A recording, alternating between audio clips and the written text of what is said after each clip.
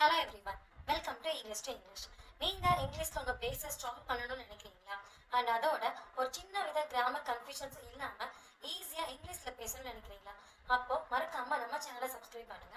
அதோட சேர்ந்து நம்மளோட ஸ்போக்கன் இங்கிலீஷ் கோர்ஸ்ல நீங்க ஜாயின் பண்ணிக்கலாம். அதுக்கான ஃப்ரீ டெமோ கிளாஸை நீங்க புக் பண்ணிக்கலாம். ஸோ இன்னைக்கு நம்ம பார்க்க போற அடுத்த கன்ஃபியூசிங் வேர்ட்ஸ் என்ன அப்படின்னா சே, டெல் அண்ட் ஆஸ்க். ஸோ இந்த மூணு வேர்ட்ஸையும் எந்த இடத்துல யூஸ் பண்றதுன்னு தெரியாமலும் சம்டைம்ஸ் நம்ம யூஸ் பண்ணுவோம். அண்ட் எப்படி யூஸ் பண்ணணுங்கிற டவுட் நமக்கு இருக்கும். ஸோ இந்த வீடியோக்கு அப்புறமா உங்களுக்கு அந்த மாதிரி டவுட்ஸ் எதுவுமே இருக்காது. ஸோ எக்ஸ்பிளனேஷனுக்கு போறதுக்கு முன்னாடி மறக்காம நம்ம சேனலை சப்ஸ்கிரைப் பண்ணிருங்க. அதோட ஒரு சின்ன தம்ஸ் அப்பும் கொடுத்துருங்க. ஸோ ஃபர்ஸ்ட் வேர்ட் என்ன அப்படின்னா சே. சே அப்படிங்கிறது சொல்லுதல். அதாவது ஒருத்தவங்க சொல்ற விஷயத்த, ஒருத்தவங்க சொல்ற வார்த்தைய நாம மறுபடியும் சொல்றது.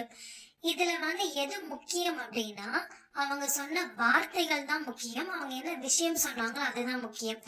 எது முக்கியம் இல்லை அப்படின்னா அதை யாரு கேட்டாங்க, அவங்க அதை யார்கிட்ட சொன்னாங்க அப்படிங்கிற லிசனர் முக்கியம் கிடையாது. இதுக்கான எக்ஸாம்பிள் சொல்றேன். அவ தூங்க போறேன்னு சொன்னா, அவ தூங்க போறேன்னு சொன்னா. இதுல லிசனர் யாருமே இல்ல. அவ யாரையும் குறிப்பிட்டு கூப்பிட்டு நான் தூங்க போறேன்னு சொல்லல. அவ ரேண்டமா நான் தூங்க போறேன்னு சொல்லியிருக்கா. அப்போ இதுல லிசனர் யாருமே கிடையாது. நெக்ஸ்ட் பாயிண்ட், அவ ரொம்ப டயர்டா இருக்குன்னு சொன்னா. ஸோ இதுலயுமே அவ யாரையும் குறிப்பிட்டு கூப்பிட்டு நான் டயர்டா இருக்கேன்னு சொல்ல கிடையாது. ரேண்டமா நான் டயர்டா இருக்கேன்னு சொல்லியிருக்கா. அப்ப இந்த இடத்துல நம்ம சே தான் யூஸ் பண்ணுவோம். நெக்ஸ்ட் வேர்ட் என்ன அப்படின்னா டெல். டெல் அப்படிங்கிறது என்ன அர்த்தம்னா தெரிவிக்கிறது. ஒருத்தவங்க சொன்ன விஷயத்தையோ இல்ல வார்த்தையோ நம்ம இன்னொருத்தவங்க கிட்ட தெரியப்படுத்துறது. இதுல எது முக்கியம் அப்படின்னா அவங்க சொன்ன வார்த்தையும் முக்கியம், அவங்க என்ன விஷயம் சொன்னாங்க அப்படிங்கிறது முக்கியம். அதே மாதிரி இத அவங்க யார்கிட்ட சொன்னாங்க அப்படிங்கிற லிசனரும் முக்கியம். இதுக்கான எக்ஸாம்பிள் பார்க்கலாம். அவ தூங்க போறேன்னு என்கிட்ட சொன்னா. இதுல அவ குறிப்பிட்டு, அதாவது என்னைய கூப்பிட்டு என்கிட்ட சொல்ற நான் தூங்க போறேன்னு. அப்ப லிசனர் யாரு? நான் தான். அப்போ இந்த இடத்துல நான் என்ன யூஸ் பண்ணேன்? டெல் யூஸ் பண்ணுவேன். அதே மாதிரி அவ அவங்க அம்மா கிட்ட நான் விளையாட போறேன்னு சொன்னான். அப்போ இதுல லிசனர் யாரு? அவங்க அம்மா. ஏன்னா அவ அவங்க அம்மாவை கூப்பிட்டுட்டு தான் நான் விளையாட போறேன்னு சொல்றான். அப்போ லிசனர் கண்டிப்பா ஒருத்தவங்க அந்த பிளேஸ்ல இருக்காங்க அப்படின்னா சோ அந்த இடத்துல நம்ம என்ன யூஸ் பண்ணணும்? டெல் யூஸ் பண்ணணும். ஸோ நெக்ஸ்ட் நம்ம பார்க்க போற வேர்ட் என்ன அப்படின்னா ஆஸ்க். ஆஸ்க் அப்படிங்கிறது கேட்கறது. ஸோ இது நம்ம மற்றவங்க கிட்ட ஒரு இன்ஃபர்மேஷன் கேட்கறதா இருக்கலாம், இல்லைன்னா ஒரு ஹெல்ப் வேணும் நம்ம மற்றவங்க கிட்ட கேட்கறதா கூட இருக்கலாம். இதுல எது முக்கியம் அப்படின்னா ஸோ அவங்க சொல்ல போற வார்த்தைகள் இல்ல நாம சொல்ல போற வார்த்தைகள் அது முக்கியம்.